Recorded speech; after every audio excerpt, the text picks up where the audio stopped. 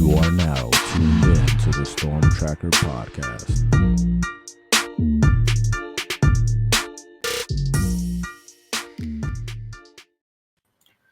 All right, Storm Tracker Podcast here. I'm Marcus Benjamin, representing for CanesCounty.com, part of the Rivals Network, and I'm joined today by the one, the only Larry Blustein, and he covers South Florida high school football in not just South Florida, but the entire state. And Blue, it's been a busy June for you. We're now in July, but it was a busy June for you. Yeah. So you got to see a lot of kids from a lot of camps, from way up to Pensacola to in the Central Florida area. What are some of the kids that have kind of stood out to you, during your travels? Well, thanks for having me, Marcus. I appreciate it. And a happy holiday to you and, to everybody listening and watching and stuff. And, you take a look going up when there's like such a great, you almost forget that living in South Florida, when you travel 4 hours, you'd get maybe just to the north of Orlando. But if you're in Tallahassee and Pensacola, you get into Georgia and Mississippi and Louisiana and places like that. So you get an opportunity not only to see some of the really, really good talent in this state at University of West Florida. I mean, I had an opportunity to see kids from Louisiana, and it was a 7-on-7. So usually, and I know that a lot of people who watch understand that a lot of the marquee players don't really go to those camps anymore. They go to the college camps, but they don't work out as much as that they used to. Yeah. But events like that, you get a chance to see some of the panhandle kids, but mostly, at 7-on-7s, I got a chance to see the kid DJ Pickett from Zephyr Hills, who actually played Chaminade in a second round game and beat them, up at the University of Florida. Dallas Wilson, a wide receiver out of Tampa Bay Tech, who I thought was really, really, really good. The kid, Ivan Taylor, a defensive back, who I think in the class of 2024 or 2025, I think, a lot of these 2025 kids that you get an opportunity, to see throughout the court. Tavion Swint, the running back who committed to UCF from Kissimmee Osceola. And so you get a chance to see a lot of these guys who are the future, the 25 kids, the Waltez Clark, who I think is one of the best running backs for 2025, from Tampa Plant. The kid's a big time type of kid. And he's a big guy. Got an opportunity to see Charles Lester, who just transferred from Sarasota Riverview to Venice, a defensive back, top maybe 3, 4, 5 player for the class of 2024. Got an opportunity at a couple of the camps. Saw the kid Jason Zandamella, the big offensive lineman out of Clearwater American International for the 2024 class. Adarius Hayes, a linebacker out of Largo, who really, when you look at guys like that, the kid's like 6'2", 224. So he's got an opportunity to be really, really good. And then the local players in South Florida for 24, obviously, you look at Zaquan Patterson, who is getting bigger and bigger all the time, Marcus. You take a look at him and you say to yourself, wow, that kid could end up as a linebacker. Big time safety, a kid that's going to pretty much, go anywhere he really wants to go. Ryan Mack, for just a recent University of Miami commitment. I always liked him. He's a legacy to the University of Miami with his dad playing there. So obviously he's a kid that got a chance to see. I'll tell you a kid, the Jose Leon kid. From Columbus, and you've watched him. You watched him. You know what? He was outstanding at the Miami camp, no doubt. And if you look at him, he defies the position because every kid, they always want to, that's smaller. They want to compare to Xavier Restrepo or Julian Edelman, or somebody like that. But this kid's He's faster than all those guys. He's got to run in the low 4.4 range. He's got great hands, and I thought Frank Ponce did a great job of recruiting him and coming down here and getting him to go to Appalachian State, which I think is huge.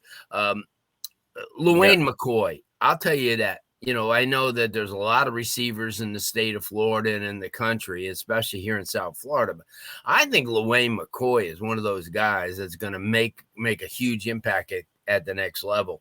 At Central, he's great hands. He's somebody that, gets open all the time. I saw a bunch of the other kids.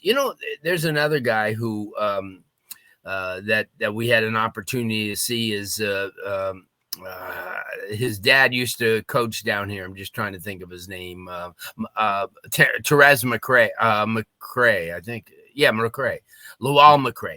His son is he actually came to the University of Miami camp, LJ. And big kid out of Daytona Beach, mainland. And I had an opportunity to watch him.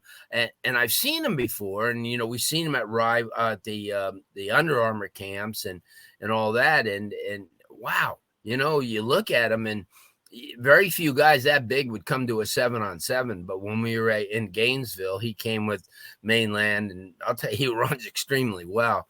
And because his dad used to coach down in South Florida at Boyd Anderson, Miami's always in play. And if you get a kid like that, obviously, it's amazing. I got a chance to see Jamie French, who I think is one of the top 25 kids. In fact, Jacksonville Mandarin, who won state 4 years ago, beat Columbus. They're stacked. And French, a kid like him, I think he camped at Miami. So that's good. And Miami's getting a lot of these kids. So when you go, to see Bradenton IMG, and, I'm like stuck on David Stone, who's a freak in nature. It'd be kind of tough to land him, but he's, he and Ellis Robinson seem like they're kind of a package. But so I got an opportunity to not only see them, but a lot of the star quality kids, that, and some of the guys who are emerging stars. So that's the important thing, so, and that's when you go to events like that, that's what you kind of, uncover. And like I said, if you go to a 7-on-7, the kids want to play for their teams. If they had to go to a, just a regular camp or something like, they won't go. Because they don't think it benefits them because, hey, listen, I've been to, Miami and Ohio State and Penn State, and it probably wouldn't do me any good to go to West Florida or FSU during the middle of the week when, because all their stock could do is go down at those events, and I've seen it before, and you always kind of think to the kids, why are you doing that? If you already, it's like I say, if you ran a 4.45 in the 40, why would you run it again? Why would you? Because all you do is you open yourself up, for scrutiny and criticism. And you know how the internet is. All you have to do is do one thing wrong and it'll perpetuate itself forever. So, those are the good things about getting out during the summer and having the opportunity. And I've done that for a long time because, I've always, when I first started, there wasn't any of the, any of the internets or websites or computers. So that's how I learned. You go and see. Like I tell a buddy of mine, I says, I don't want to be a computer recruiter because there's a lot of them out there that sit home and will make lists and off of kids, and anybody could do that. But the main thing in recruiting is character, because you could run all the 4.5s or make 200 tackles or all that. But if you're going to be a poison in the locker room, or if you're going to have terrible character and be a selfish or individual player, you could ruin a team. And you really can't see that from watching a film. Yeah, absolutely. I had a chance to be at the Miami camps, of course, and there were a couple of guys that stood out for me, like Vernell Brown out of Jones. That kid basically kind of took over the game in the 7-on-7 final against Miami Central. So he definitely stood out for me. I was going to mention Jose Leon because the kid is just electric, man. He's just an electric talent. And it'll be interesting to see if he sticks with Appalachian State, because I think even though that's a great spot for him, Frank Ponce is there. But I think there's potential that he could get to Power Five level, Yeah, just in my mind.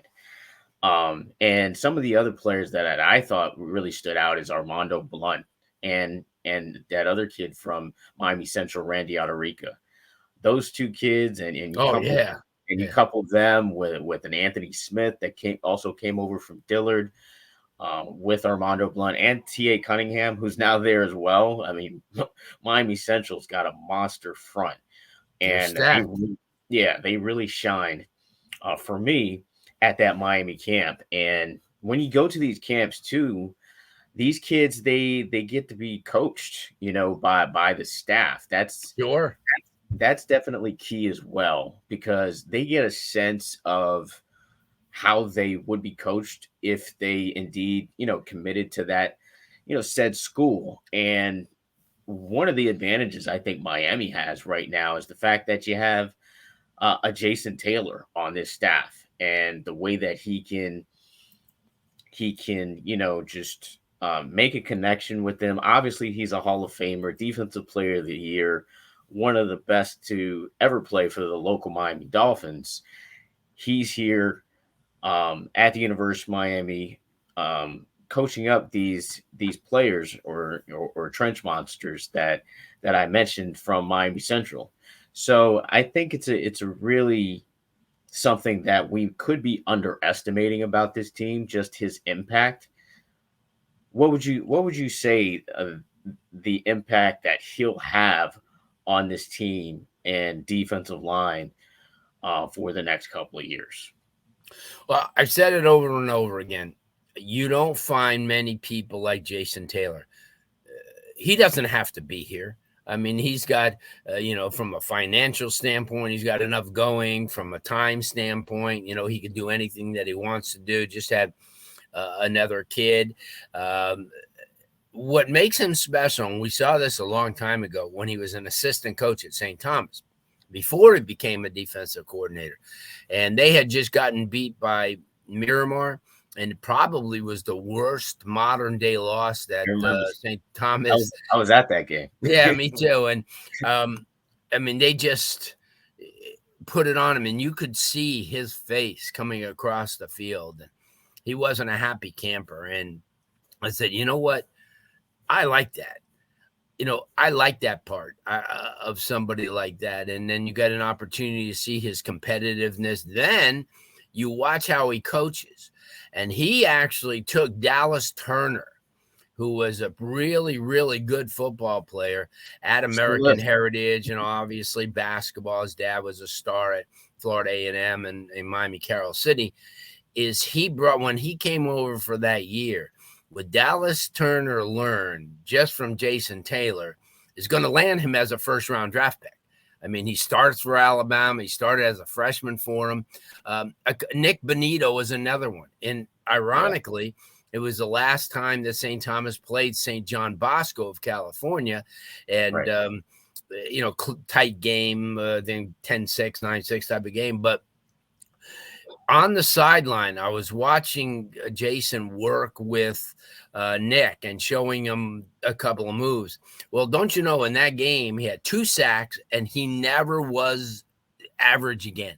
Went to Oklahoma, now in the NFL. And see, to me, nothing speaks more volumes than having on-the-job training where you could see it all unfold, and that's what's happening here at Miami. And that Mario Cristobal and being around and great players himself, and being at Alabama and seeing the top coaches, just is pinching himself at night, because not only does he have a Hall of Famer, but he has a Hall of Famer who's working hard.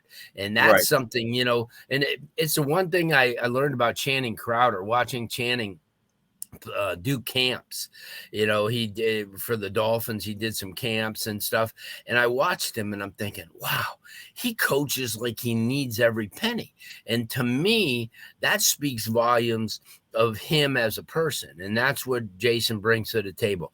Obviously he draws a crowd wherever he goes because parents know him as a great football player and a Hall of Famer, but the kids don't really remember him playing. Right. And what they see now is a teacher and a coach. I mean, yeah, they could look back on YouTube and see the film of him playing, but to watch him, just what he teaches them, and then they leave and are better for that experience. You'll never, that's the one thing. I mean, I know Jason and a great guy, and obviously he's got so many demands on him, for appearances and people wanting autographs, and I understand that. But when he's at University of Miami and he's on the clock, he's all theirs. And that's the greatest part of the whole thing. Doesn't walk around like a prima donna or anybody owes him anything. He's a coach. He's just not Jason Taylor, the Hall of Famer, but he's a coach. And I respect him for that. I've always said that. I've been upfront with the type of technically sound person he is. And, you could play the game at a high level all your life, but sometimes you can't teach that. There's a lot of people, a lot of big time guys, like Pete Rose in baseball. It was always tough for him as a manager to deal with people who weren't going to slide head first, or, what I'm saying, or like dive after balls or get their uniform dirty, because that's the way he played. See, with Jason, it's not so much that.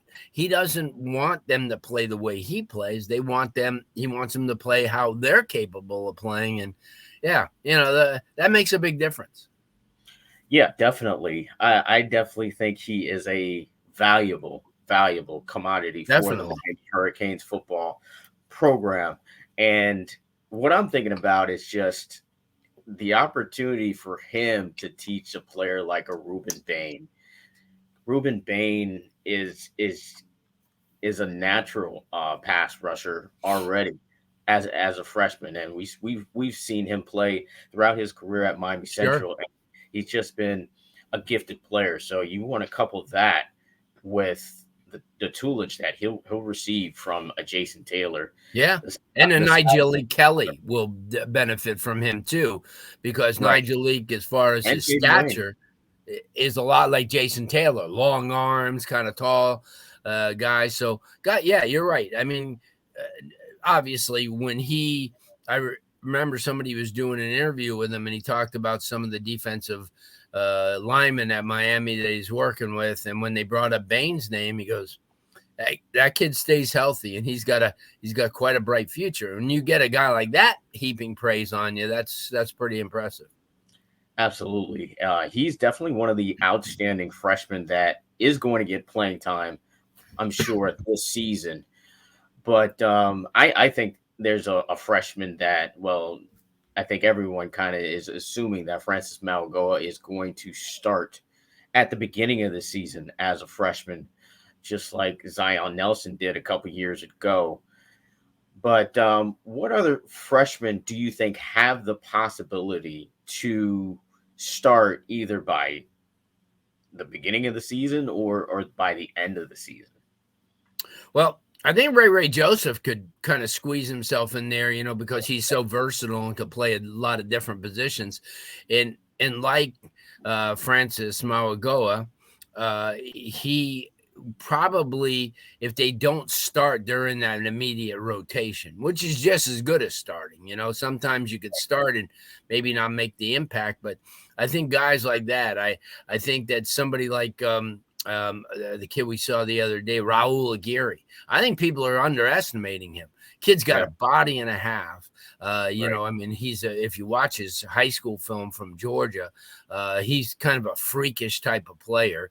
I think, and then, you got to watch, you mentioned Francis Mauigoa, but there's another kid that's going to be pushing for playing time is Tommy Kinsler from Ocala Trinity Catholic. I mean, I think that kid, he's massive. I saw him last 2 weeks ago. He was up at, because Trinity was at a couple of the camps in the 7-on-7s, and he came just to support him. I was standing next to him. Oh my gosh.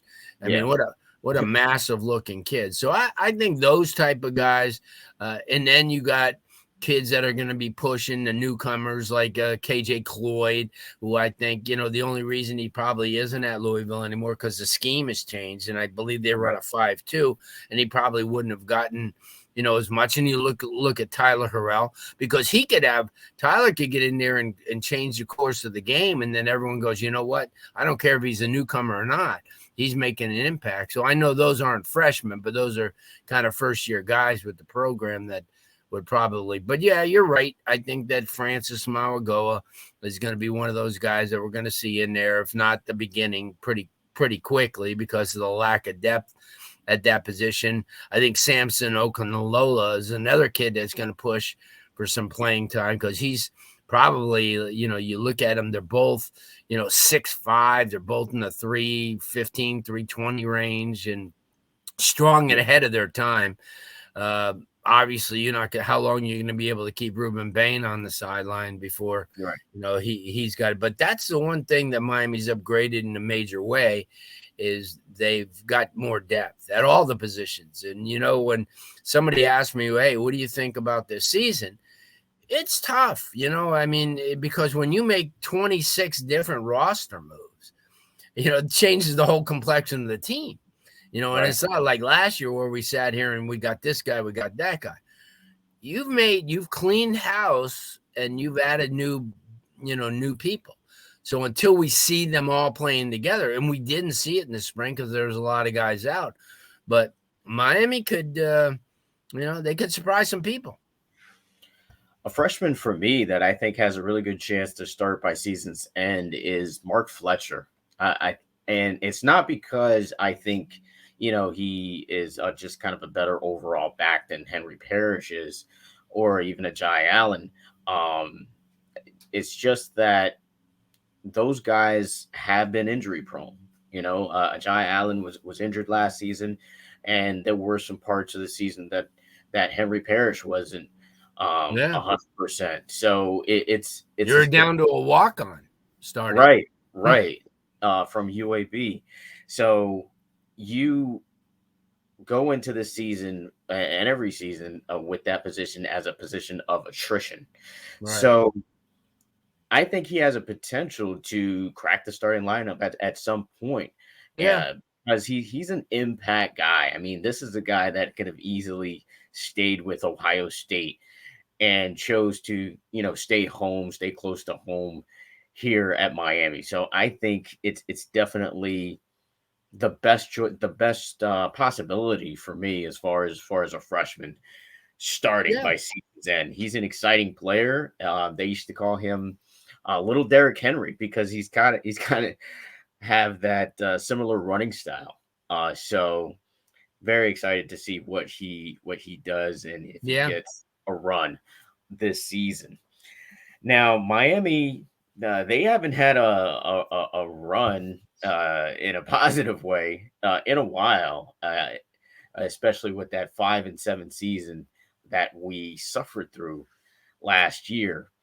But this year, I looked at the odds as far as the over-unders as far as wins are concerned, and it's set at 7.5 for the Miami Hurricanes, which kind of sounds about right. It could get 8 wins. That's kind of what you're hoping for. It just kind of feels a little bit better if they get 8 rather than 7. In a big way for some reason, as far as the optics and the aesthetics are concerned. 9 is probably you're going to feel like year material. Yeah, you're going to feel like you won the championship if you get 9 wins. So when you look at the teams that are in front of Miami as far as win totals, you got North Carolina, Louisville, Clemson, and Florida State. Those are the teams that are ahead of them as far as what Vegas thinks they'll win as far as games are concerned. And all 4 teams are on Miami's schedule this year. Yeah. So they'll really get to prove if they really belong, if they've taken a leap. Because, from 5 wins to 8 is a leap. You think Miami has a chance to make that leap to get into a higher pecking order that Vegas thinks they'll be? If any team probably has that opportunity, it would be this team for the reason I just mentioned. This is nowhere near the same roster. And I was on the sideline. I talked to Coach Maribal all the time. I covered him back in the day, and I've known him forever. And we were talking about this several times when we met during the spring, whether it was up in Palm Beach for the spring jamboree or wherever. And I said to him, you take a look at the roster, like on July 3rd of 2022, and then fast forward to July 3rd of 2023, and you go, whoa, what a difference. You look, and then I put both rosters side by side from last year, and what a difference. And the main difference is depth. They had no depth anywhere last year, and like we were just talking, at running back, they had to go to a, kind of a walk-on quarterback situation. Was you were relying on a freshman who really hadn't taken any significant snaps. You had wide receivers who weren't making plays. The Kobe Young came up big, but then he kind of dropped some late year passes. You had a 5 or 6 game stretch without a playmaker like Restrepo. So I think the difference here this year, and you mentioned some really good teams, FSU, and listen, I know that Miami fans hate to hear this, but when I was up there and looking at their schedule, Clemson they could win 10 games. I mean, and look at where they were just 2-3 years ago. Roster changes. They've probably employed the transfer portal as well as anybody. You look at Clemson, they've recruited as well as anybody. Top 5 team. They've replaced their quarterback situation. Their offensive line is really, really good. North Carolina has recruited extremely well. And this is the one thing, even though Miami's recruiting extremely well and playing the transfer portal to the hilt, the other teams are doing much the same. If you look around and you look at Louisville and you look at some of these programs and, and they're making an impact as well, even the Syracuses of this world. And, so you got to understand that it's a competitive league, more so than anybody wants to give it credit for. But you have teams in there. There's going to be, obviously, the FSU game is going to be tough up there. Clemson and North Carolina are going to be extremely tough because they've both shown that they can, beat Miami and beat them good.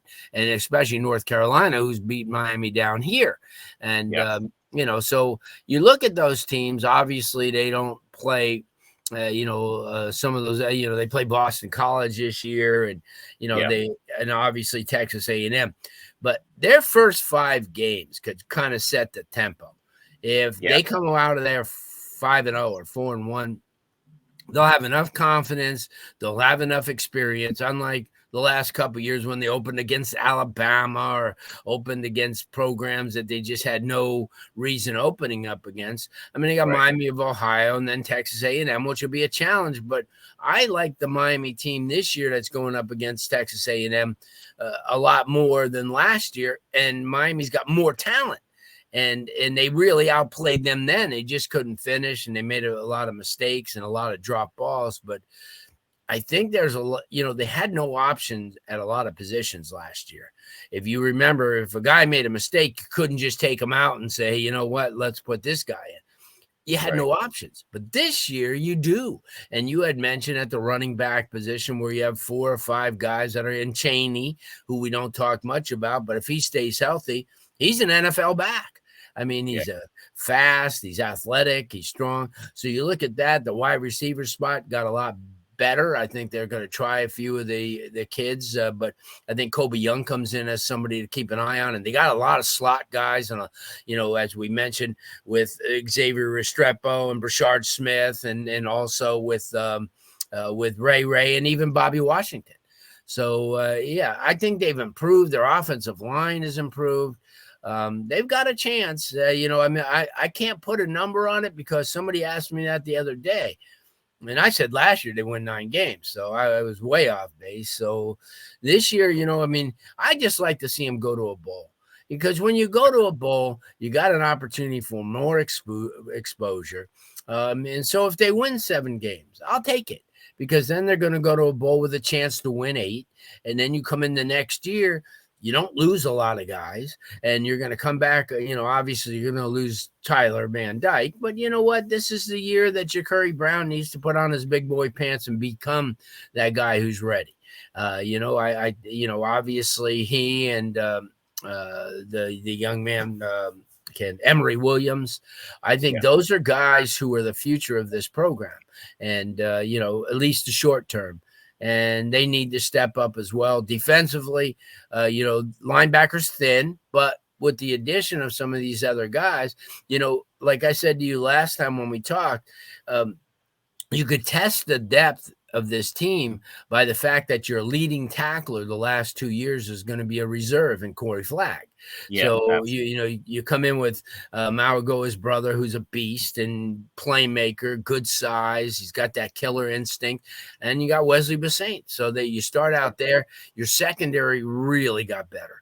I think we talked last time. Darryl Porter Jr. had a great spring. He learned a lot.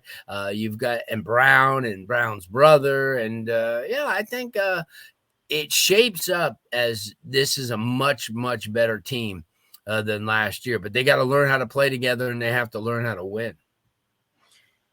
I certainly think they have a chance to start off 5-0, especially with this schedule.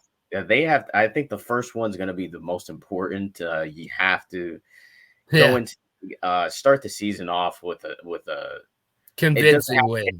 It doesn't have to be impressive to where it's a 4-touchdown game, but you have to insert your dominance at some point on a Miami of Ohio.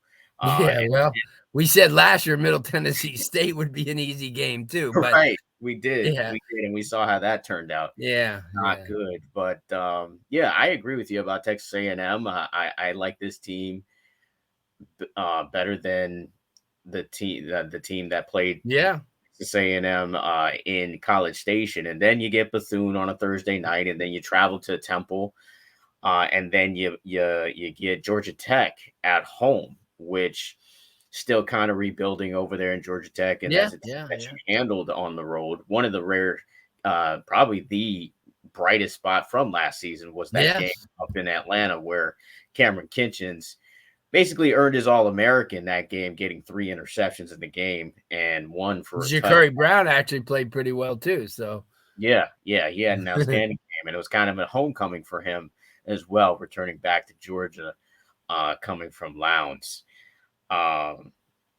And then you go into those teams that I talked about earlier, which is a North Carolina and Clemson back to back. Both are going to be tough games. Obviously, then you play Virginia and NC State, who have played you tough for the past couple of years. And then you go up to Tallahassee, which is going to be a tough game. And then you're home for Louisville and on the road for Boston College. So you just start out 5-0. You just have to win 2 of those 7 games, which you should be able to do. As far as Virginia, definitely, and Boston College, you would think are the gimmies, but it's tough though, Marcus, to sit here and rationalize, because we did that last year, and you go, well, we could beat that team. You got to take with this team, especially, you have to take it one game at a time and see how they mature. And if they do get to 5-0, anything could happen, because then they got the confidence. They got guys making plays. You already beat a Power 5 team that a lot of people like in Texas A&M. I think like those first 5 games, you can't let it. You got to play them week to week, because you don't want to go up to Temple and get a trap game, because I've seen it. Sure. I've seen it happen. Temple may not be the greatest team in the world, but there's a lot of programs that Miami should have handled last year that they didn't. So it's sort of like if you're a Miami fan, and you have every reason to be skeptical, because just look at the last 4 or 5 years. It's really been a roller coaster. That's, you're going on a roller coaster without taking any Dramamine. So, it's at times it kind of gets to you, but I think that everything's going to be predicated off the first little stretch of games. And let's see what happens. And then if you get to 5-0, then you're talking. You go in and you have more confidence against a Clemson or North Carolina because you've already got those wins under your belt, and you've already had guys who have played at a college level making plays, so they're capable. Larry Blustein, ladies and gentlemen, joining me here on Blu Mondays. It's almost football season, Blue. We're almost there, and the first game is. Well, we're less than 2 months away now. It's subtly approaching. We're already in July. Happy 4th of July to you, Blue. You too. And if listeners want to get more of your information, where should they go? Well, we're on every Monday night, 6 to 8, and probably going to get you back on the next couple of weeks, because you have a lot of great insight on Miami, and fans like to hear that as well on WQAM every Monday night. And then we have a podcast on the Six Ring Canes Network, which is really good. That's also Monday. It's like 8:30 to 9:30, kind of talk. They do more than they do a lot of baseball and basketball as well, so that's pretty intensive. And then our website's the LarryBlustein.com website, is a local Dayton Broward website. And then we have Prep Zone Florida, which is really taking off. There's like 5 people now writing for it and seeing games and going to camps all over, so it's keeping busy, but it beats the alternative. Yeah, definitely. Thanks again for joining me for the Storm Tracker podcast, representing for CanesCounty.com, part of the Rivals Network.